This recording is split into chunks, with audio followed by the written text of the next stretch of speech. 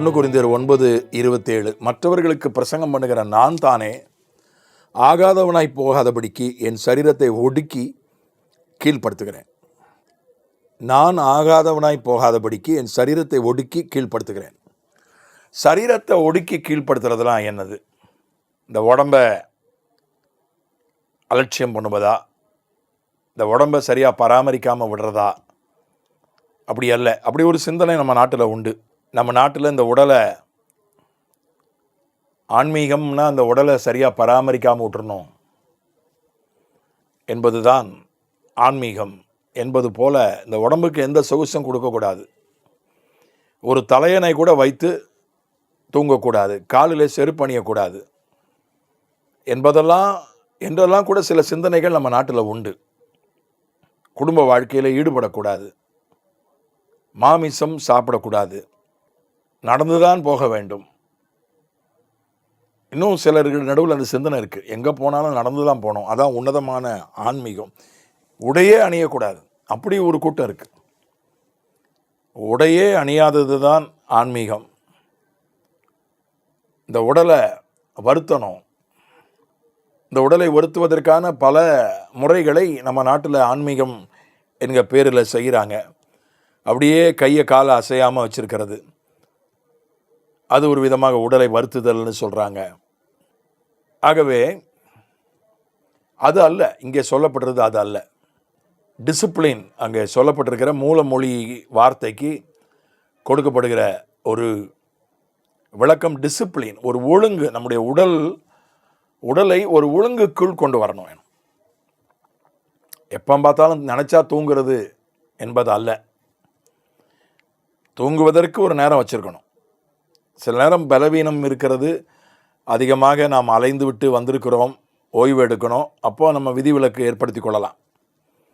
ஆனால் இந்த நேரத்திலிருந்து இந்த நேரம் தான் தூங்கணும் அப்படின்னு ஒரு ஒழுங்கு வச்சுருக்கணும். சாப்பிடுவதற்கும் ஒரு ஒழுங்கு வச்சுருக்கணும். நல்லா சாப்பிடணும். நம்ம உடலுக்கு தேவையான அளவு சத்துள்ள ஆகாரம் நம்ம சாப்பிடணும். ரசித்து ருசித்து சாப்பிட்றது தப்பு இல்லை, ஆனால் அதுலேயும் ஒரு ஒழுங்கு இருக்கணும். சோம்பேறித்தனம் நிச்சயமாக கூடவே கூடாது. சுபாவத்தில் இருக்கலாம், சிலர் சுபாவத்திலே சோம்பேறிகளாக இருக்கலாம். ஆனால் கர்த்தருக்குள்ளே வந்த பிறகு ஒரு சோம்பேறி கர்த்தருடைய பிள்ளையாக இருக்கவே முடியாது. அதாவது நம்முடைய உடலை நாம் அதுக்காக சுறுசுறுப்புனா எப்போ பார்த்தாலும் ஏதாவது பண்ணிக்கிட்டே இருக்கணும், உட்காரவே கூடாது, நின்றுக்கிட்டே இருக்கணும். சிலர் அப்படியெல்லாம் ஒரு வரையறை வச்சுருக்கிறாங்க. உட்காரவே கூடாது, நின்றுட்டே இருக்கிறது தான் சுறுசுறுப்பு. ஏதாவது செஞ்சுக்கிட்டே இருக்கணும், ஏதாவது செய்யணும், சும்மாவே இருக்கக்கூடாது, அதுதான் சுறுசுறுப்பு என்று நினைக்கிறார்கள். அப்படி அல்ல. அது வேலை அடிமைத்தனம், ஒர்க்கஹாலிக், ஹைப்பர் ஆக்டிவ்னு கூட சொல்லலாம். சிலர் ஹைப்பர் ஆக்டிவாக இருக்காங்க, சும்மாவே கைகால் சும்மாவே இருக்காது, குறுக்குன்னு எதையாவது செஞ்சுட்டு இருப்பாங்க. அது அல்ல. அதாவது சோம்பல் என்பது நேரத்தை வீணாக்குவது, அப்படி சொல்லலாம். மேக்கிங் பாடி எ ஸ்லேவ், நம்ம உடம்பை கட்டுப்பாட்டில் வச்சுருக்கணும். ஹேண்ட்லிங் இட் ரஃப்லி, இதெல்லாம் அந்த மூல வார்த்தைகளுக்கு கொடுக்கப்படுகிற விளக்கங்கள். நம்முடைய உடலுக்கு சொகுசு கொடுக்கக்கூடாது. கொஞ்சம் உடலை கொஞ்சம் பயிற்றுவிக்கணும். கொஞ்சம் வெயிலில், எப்போதும் ஏசியில் இருக்கக்கூடாது, கொஞ்சம் வெயில் படணும். ஒரு அரை மணி நேரமாவது இந்த உடல் மேலே வெயில் படணும். ஒரு அரை மணி நேரமாவது இந்த நடக்கணும். எதுக்கு எடுத்தாலும் வாகனம், இப்போ நமக்கு நிறையா நேரம் குறைவாக இருக்குது, வேலை நிறையா இருக்குது, வாகனம் தேவைப்படுது, நான் இல்லைன்னு சொல்லலை. ஆனால் ஒரு அரை மணி நேரமாவது நடக்கணும். அது உடற்பயிற்சி என்று ஒரு விதத்தில் மருத்துவ கண்ணோட்டம். ஆவிக்குரிய கண்ணோட்டம், அந்த உடலை நம்ம பயிற்றுவிக்கணும். நான் இன்னொரு அபிப்பிராயமும் சொல்ல முடியும், பிரயாணம் பண்ணணும். பிரயாணம், இப்போ என்னை போன்றவர்கள் அதிகம் பிரயாணம் செய்கிறோம் ஊழியத்தின் நிமித்தம். சிலர் வேலை நிமித்தம் பிரயாணம் பண்ணுறாங்க. பிரயாணம் இன்றைக்கு எல்லாரும் ஏறக்குறைய பண்ணுறாங்க. ஆனால் ஒரு பிரயாணம் பண்ணுறதுக்கு காரணமே இல்லாட்டால் கூட பிரயாணம் பண்ணணும், ஒரு சுற்றுலாவாவது போகணும். ஏன்னா பிரயாணத்தில் தான், நம்முடைய பயணத்தில் தான் நம்முடைய உடலுக்கு சொகுசை நம்ம குறைக்கிறோம். ஒரு ரயிலில் போனோம்னா ஒரு தேர்ட் ஏசினா ஒரு 64 படுக்கை இருக்குது. 64 படுக்கைக்கு 4 கழிவறை தான். ஒரு சின்ன பகுதியில் 6 பேர் அல்லது 8 பேர் படுக்கணும். ஒரு 3 அடுக்காக படுக்கணும். செகண்ட் ஏசியில் போனால் 2 அடுக்கு. ஃபஸ்ட்டு ஏசிக்கே நீங்கள் போனாலும் மேலே அடுக்கு இருக்குது. ஃபஸ்ட்டு ஏசியிலேயே நீங்கள் பயணம் பண்ணாலும் மேலேயும் ஒரு அடுக்கு உண்டு, கீழேயும் ஒரு அடுக்கு உண்டு. அங்கேயும் பொது கழிவறை தான் ஃபஸ்ட்டு ஏசியில். அப்போ இந்த உடல் வீட்டில் அப்படி இல்லை. ஒவ்வொரு அறைக்கு ஒரு கழிவறை வச்சுருக்காங்க. காலை நல்லா நீட்டி படுக்கலாம், நல்லா கையை நீட்டி படுக்கலாம், உருளலாம், பெறலாம். வீட்டில் அந்த சொகுசு இருக்குது. ஆனால் பிரயாணம் பண்ணும்போது அந்த சொகுசு கிடையாது. அதே போல் என்ன கிடைக்குதோ அதை தான் சாப்பிட முடியும். விமானத்தில் போகும்போது அவன் என்ன கொடுக்குறானோ அதை தான் சாப்பிட முடியும். விமானத்தில் போய் ஆர்டர் பண்ண முடியாது. ஸ்விக்கியில் ஆர்டர் பண்ணுற மாதிரிலாம் விமானத்தில் ஆர்டர் பண்ண முடியாது. இப்போ ரயிலில் கூட ஸ்விக்கியில் ஆர்டர் பண்ணுறது வந்துடுச்சு. ஸ்டேஷனில் ஸ்விக்கிக்காரன் ஓடி வந்து கொடுக்குறான்.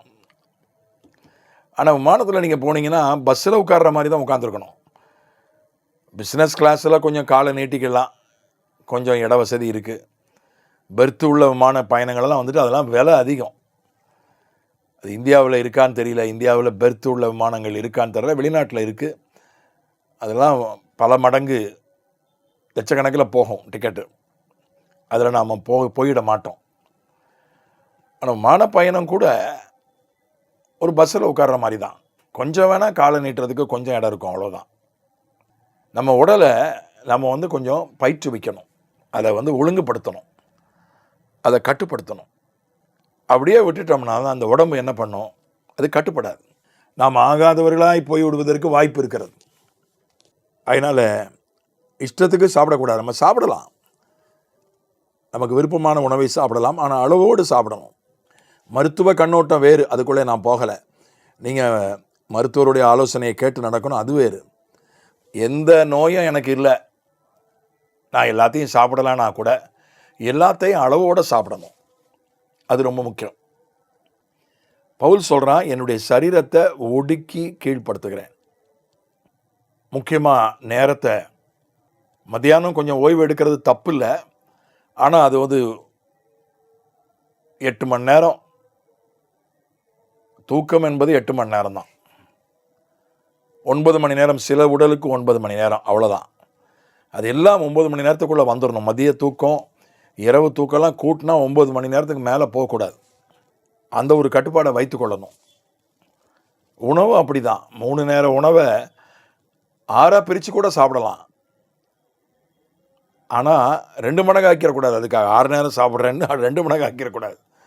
அதே உணவை நம்ம ஒரு 3 நேர உணவை 6ஆக பிரித்து அதே உணவை நம்ம சாப்பிடலாம், தவறு இல்லை.